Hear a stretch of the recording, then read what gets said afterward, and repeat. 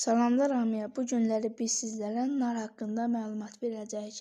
Nar haqqında danışacağıq. Nar ilkin olaraq Aralıq dənizi bölgəsində görülmüşdür. 16-cı əsrin sonlarında İspanlılar Amerikaya, 1769-cu ildə isə İspan köçkünləri Kaliforniyaya gətirmişlər. Meyvənin mövsümü necədir? Meyvənin mövsümü cənub yarımkürədə martdan may ayına qədər, şimal yarımkürəsində isə sentyabrdan fevral ayına qədər olur.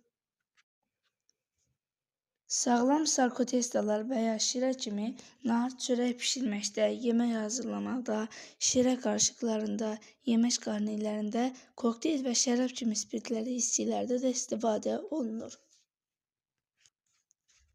Narın tərkibi kalium, fosfor, kalsium, natrium, dəmir kimi minerallarla, həmçinin A, B1, B2, B3, C vitaminləri ilə zəngindir.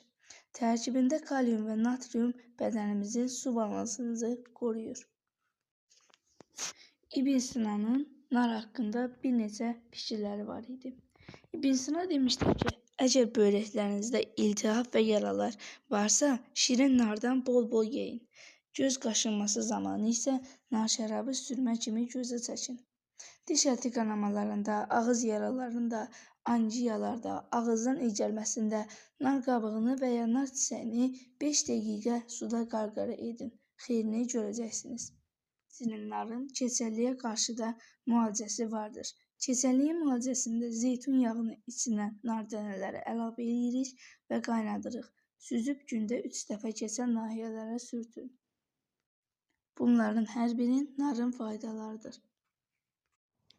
Bugünlük videomuz bu qədər və daha çox belə videoların gəlməsi üçün kanalıma abunə olmağı unutmayın.